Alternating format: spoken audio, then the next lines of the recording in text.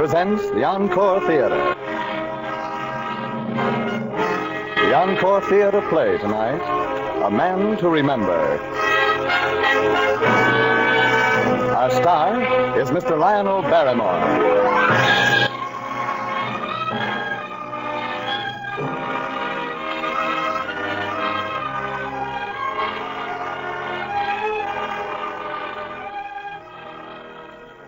Tonight, she presents another in a new series of great dramatic programs. Some of our stories are fact, the struggles and accomplishments of great men of medicine. Others are fiction, stories of devotion to an ideal, individual heroism, or great courage. By these programs, Shenley Laboratories would remind you that medical science and progress are not cold, impersonal research or pages of statistics, but a warm human story told in living terms. Whether it's the life of one of medicine's immortals or the everyday record of service rendered by your family physician.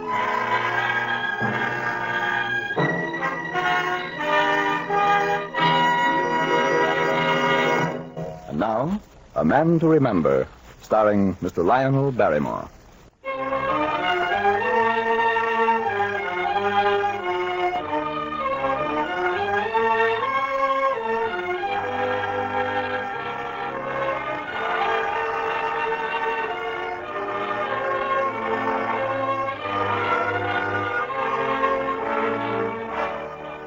The doctor was dead. The funeral was over. It had been an impressive afternoon. The town band had walked before the funeral coach, and the people of the town had thronged the sidewalks to pay their last respects. The doctor was dead. The earth was in place, and the stone, and the words that honored him. And before the afternoon sun had set, the vultures had gathered in his lawyer's office. George Sykes, the banker, Homer Ramsey, owner of the local department store, Jode Harkness, president of the school board. Sit down, gentlemen. I've brought Dr. Abbott's strongbox with me. I find that in most cases of this nature, the creditors prefer to wait until, well, the day after the benediction has been delivered. Now, looky here, Clyde. That ain't fair. The doc would want us to have our money. I hold Doc Abbott's personal note for $600, plus 100 interest. How about you, Homer? I had the bookkeeper figure up his account today. He owes the store $726.37. He hasn't paid a bill since 1928. And you, Jode? He owes me $1,100. His son gave this box to me this morning when I explained how eager you were to get his father's affairs in shape. Gentlemen, here is the estate. The estate? That's right, a black signet ring, an ashtray, and some papers. Suppose we take the papers one by one.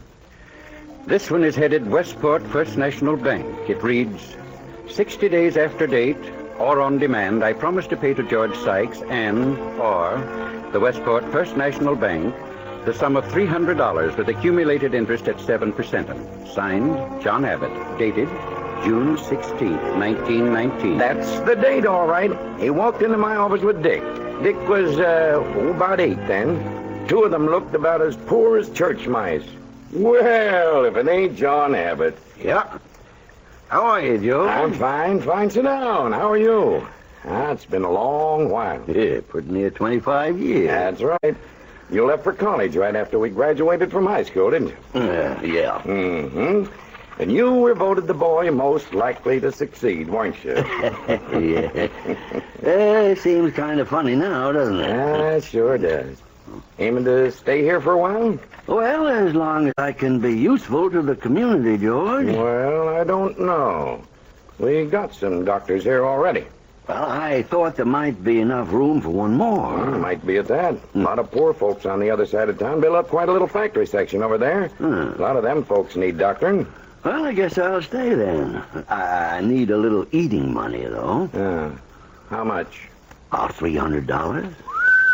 That's a whale of a lot of money, John. Well, I aim to do a whale of a lot of eating in this town.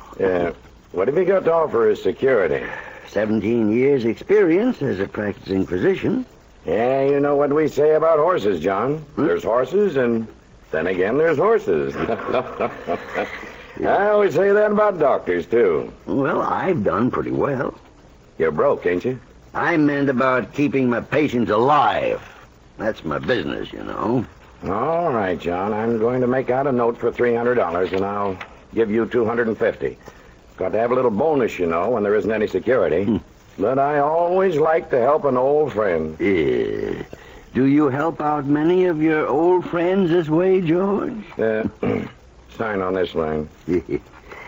They should have elected you the boy most likely to succeed.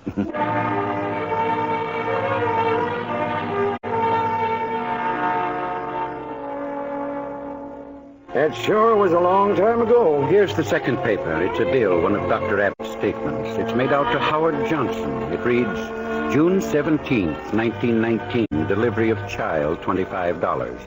Beneath it is the notation, Johnson has no money. Well, Doc, you have a fine baby girl, Johnson. Girl. And a healthy one, too. Girls ain't no good on a farm. I wanted a boy. I wanted somebody who could help me work this land when I get old. Girls are for people who can afford them. How's my wife? Johnson, I did everything I could. I'm afraid she wasn't in very good condition to begin with, and, well, I did everything I could. I know how you feel. I lost my wife that way. She never had nothing while she lived. Bad crops, bad times. I was going to have a good crop this season. I was going to buy her something. Yeah. Now keep the baby warm, and... You get out of here. Get out of here. Don't ever come back. But, man, you want to know how to take care of the baby. I told you to get. Get, I said, get.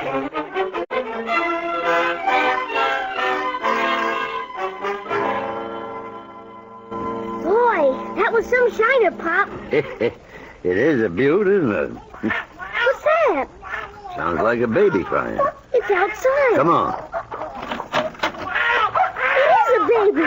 Look, in that box. Well, I'll be... Come on, let's get her inside right away. Here's a note. Let me have it, son.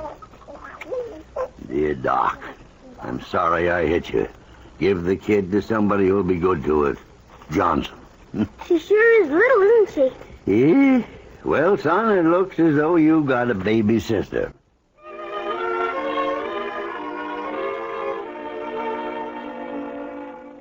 I'd forgotten Gene wasn't his own child. Now, what's the next paper? This is a bill to Dr. Abbott. It's from you, Homer. See? Homer Ramsey, General Merchandise. June 17th, 1923, to Dr. Abbott account, one baby doll, $12. Please remit. Happy birthday to you. Happy birthday, dear Jeannie. Happy birthday to you. Now, you take a big breath and blow the candles out, honey.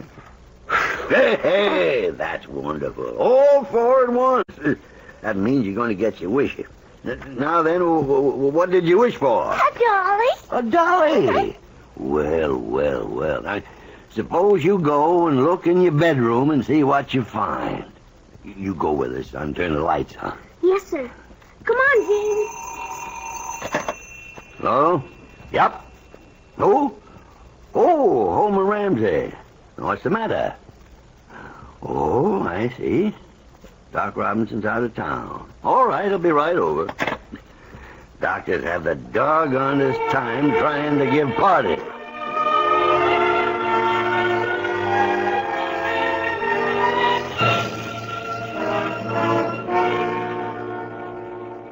How is she, Doc? Well, Homer, your wife has acute appendicitis. I'm going to have to operate right away. How much are you going to charge me for this operation? I understand. Are you by any chance interested in how your wife is doing? Well, I certainly am, Doc. But I don't want any of this funny stuff about the price of the operation. I want a fair price. But I don't want to be stuck, you understand? I understand. Are you interested by any chance in how your wife's doing? How is she? Well, she's very low.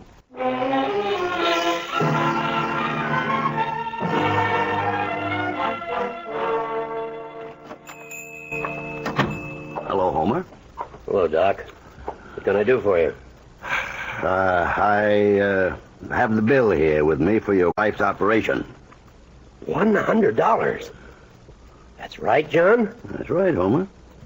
How much of your time did the operation take? About 4 hours, I calculate. Pretty good money for 4 hours' work. Well, here, John, let's get down to the facts.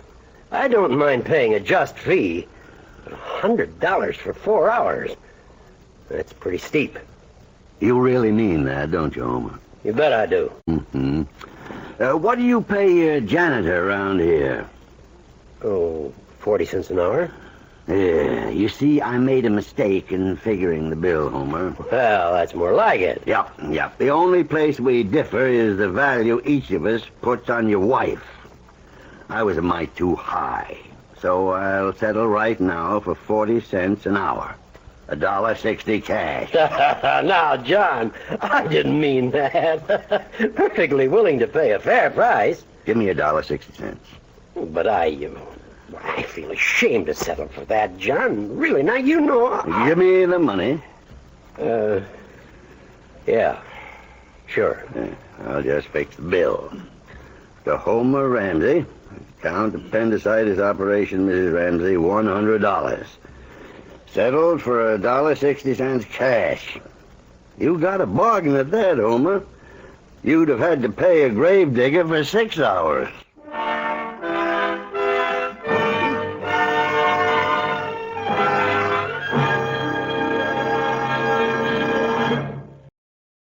And now, back to the second act of tonight's play, A Man to Remember, starring Mr. Lionel Barrymore.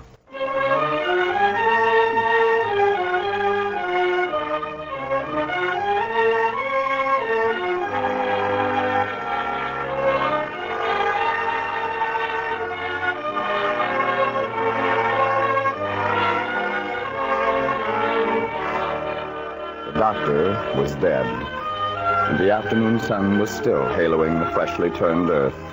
The doctor was dead, and in his lawyer's office sat his creditors, the banker, the merchant, the president of the school board. What's that next paper there, Lawyer Perkins? Anything of value? Not to you, Jode. It's the announcement of Richard's graduation from Curtis University. We all remember how proud Doc Abbott was that day. Richard was valedictorian of his class. Yes, it was 1934. Right after graduation, Dick went to the New York Medical Center for postgraduate work. What's that paper there? The bill? October 8th, 1936, to Paul Lubinovsky, deceased. Paul Lubinovsky? You remember Paul Lubinovsky, don't you, Jode? Of course you do. The doc mentioned him when he was arguing with you about building a hospital. As a matter of fact, all of you were there. Homer, George, as well as Jode. It was a Board of Supervisors meeting. Last week, this Board of Supervisors appropriated $18,000 to fight hog cholera. I've always worked on the theory that a man is more valuable than a hog. Now, that ain't fair, Doc, and you know it. Hogs are a big industry around here. Well, so are people. You figure that a dead hog represents $20 loss and a dead man costs nothing. Isn't it as much your business to take care of human beings as it is to take care of hogs? As far as I'm concerned, the whole scheme is ridiculous. Our budget won't stand it. Whole thing's impractical. All right, gentlemen. All right. Sorry I can't spend more time with you, but I got work to do. There's a fellow on the other side of town named Lubinovsky. He's a foreman at the flour mill. They tell me his crew puts out more flour than any outfit in the mill. He's a good man. Mm-hmm. Almost as good as a hog. Yesterday, he got his arm caught in the mill. I had to amputate. I couldn't move him because I had no hospital to move him to. No ambulance if there had been a hospital. Now, I don't think Paul Lubinovsky can pull through. Now, you take care of the hogs. I'll take care of the people.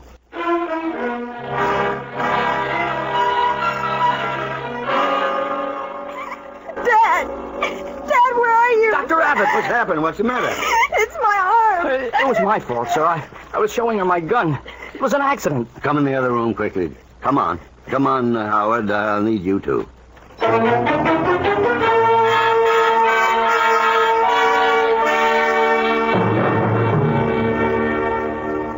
How's that feel, honey? Fine. You're a good doctor.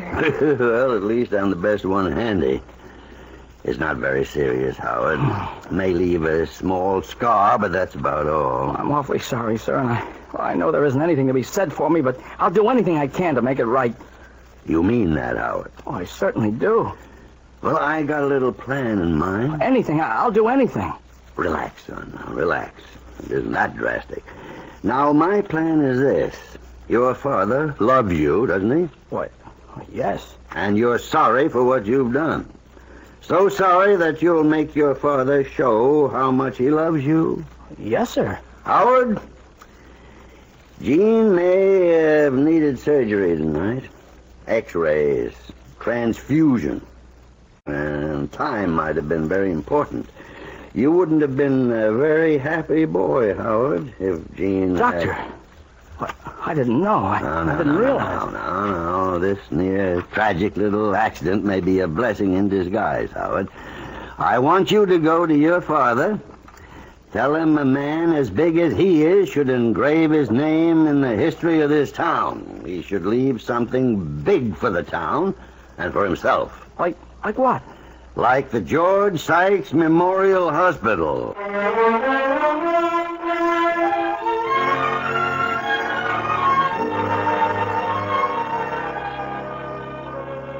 That was a fine gesture you made, George, building that hospital. Well, I probably would have done it anyhow. I must admit it's come in handy. It was rather small of you, though, I think, restricting Dr. Abbott to the charity ward. Well, the charity cases were always his pets anyway. Let's get on with the box. This is a bill, a statement sent September 21st, 1937 to Mrs. Walter Lamb, account Sally Lamb, $6. Oh, I remember that. I think we all remember that. Now, keep Sally in the house, Mrs. Lamb, and don't under any circumstances let any children come in. I'll write out exactly what I want you to do. Of course, you'll be quarantined, but I'll be back this afternoon. Do you think it's anything serious, Doctor? Yes, I think it's typhoid fever.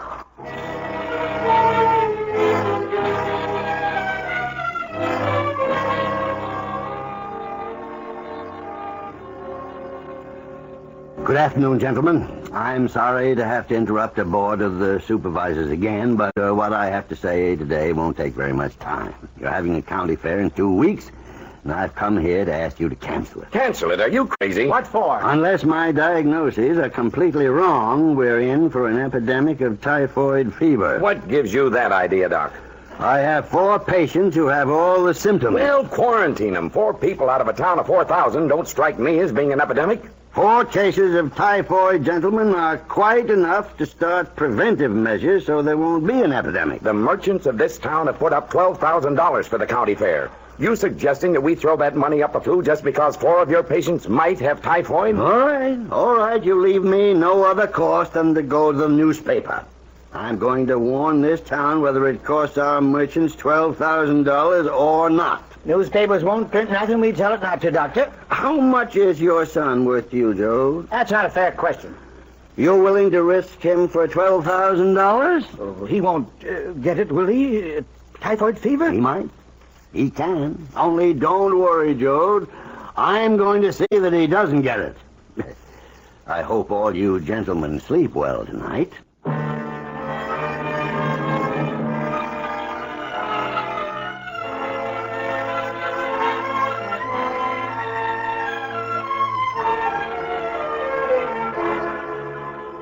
The boys are all waiting on the front porch, Dad. I have 10 of them. Good. Give them each a pile of handbills. Tell them I want one in every house in town and all along Main Street. Here, let me see one. Warning, typhoid fever. Do not attend the county fair. Boil every drop of water you drink. I am making a house-to-house canvass to assure that everyone is examined. I will give each of you medical advice on purification of water and provide chlorinated tablets for those who have their own water supply. If I do not get to your house, come to me in the evenings. John Abbott, M.D. Oh, Dr. Abbott, I'm so glad you came. The children are all inside, and I've talked to every mother in the block. They brought their youngsters over here to save you time. Fine. Now, let's get to work. There's a the doctor now? We weren't home today, Doctor, so we came here to your house. I haven't got any money, Doc, but I'll pay you payday. Good evening, folks. Now, if you line up one by one, we'll take care of you in the living room. Dad, the city council is all stirred up about us. They say you've alarmed the whole community and ruined the fair. I'm afraid we're in trouble again. Probably. Jean, I'm tired. I never felt it before, but, well, I'm an old man. You've heard the charges, Dr. Abbott. There's nothing personal in them. The county fair and the reputation of us all has been put in jeopardy by what we must consider an unwarranted action on your part. Have you any defense to offer? No defense. Then I have no course but to put this matter into the record. Do. Meanwhile, I think I'd better go home. I'm sorry to be late, gentlemen. I've been very busy. We have 6 cases of typhoid fever in Wellington. I shall assume we shall disregard all action taken in this meeting. Do I hear a motion that a committee be appointed to appear before the Board of Supervisors and insist upon cancellation of the county fair? I make such a motion. All in favor? Aye. Aye.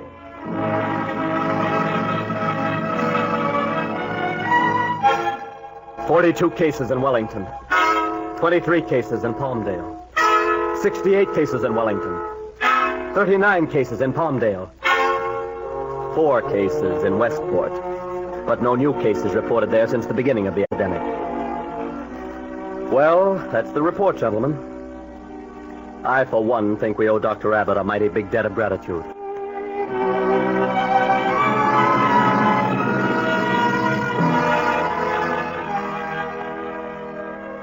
Daddy, there are some people to see you. People? Well, send them in. I think maybe you'd better come out on the front porch. The minister's there, and, well, there's quite a mob of them. Huh? Oh, well, all right. Good evening, Doctor. Good evening, Reverend. Oh, good evening, all. Doctor, you've been among us for a long time, and you've worked hard. You never made much money, I guess, because the people you worked for didn't have much. But you didn't care. You just kept right on working. Maybe a lot of us have been ungrateful. Maybe you think we've forgotten. We haven't. I have here a letter. It's a letter of thanks for all you've done. It's got 4,000 signatures, Doctor. Almost every man, woman, and child in this town. It's just to let you know that we love you. Dr. Abbott? Yes, Dr. Robinson. In my mind, and in the minds of my colleagues of the County Medical Association, you perform the most outstanding service in the history of our community. You have taught us all something, not only about medicine, but about humanity. The Westport County Medical Association has delegated me to inform you that if you will honor us with your presence, you have in advance been elected president by acclamation. Oh, thank you. Thank you.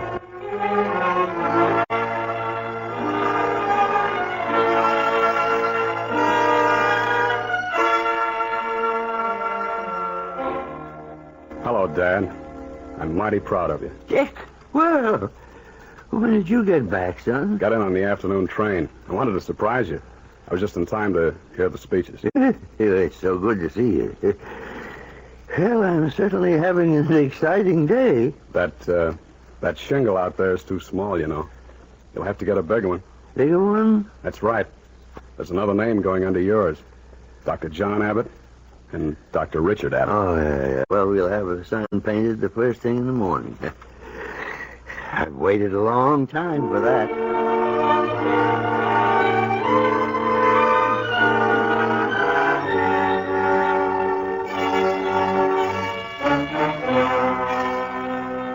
Kind of a shame he had to die just when he was getting little recognition. His heart was worn out, and so was he. He gave until he didn't have an ounce of strength left to give. What's in the envelope on the bottom? The money for his debts. According to his calculations, he owed the three of you $2,426.37.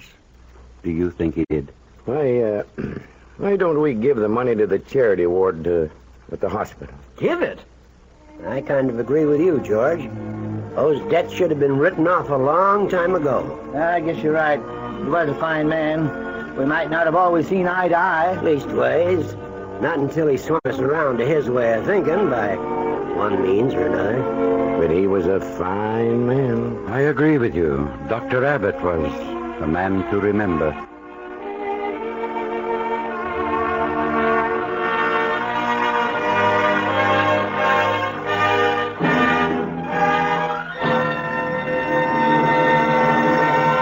In a moment, we'll bring back our star, Lionel Barrymore. And now, the star of tonight's play, Mr. Lionel Barrymore. Ladies and gentlemen, to sum up the spirit of this program, this simple and beautiful prayer of the physician, written centuries ago by Maimonides, seems to me to be apt and fitting.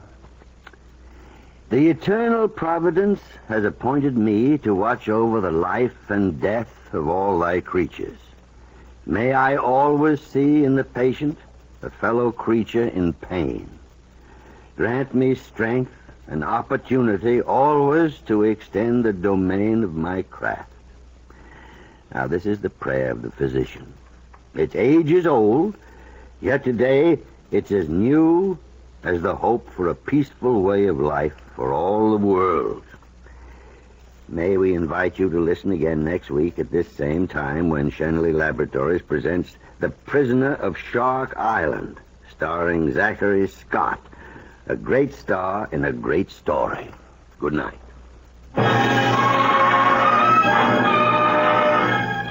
A Man to Remember was produced and directed by Bill Lawrence and was presented through the courtesy of our Cable Radio Pictures. It was a Gene Holloway adaptation. This is Frank Graham speaking.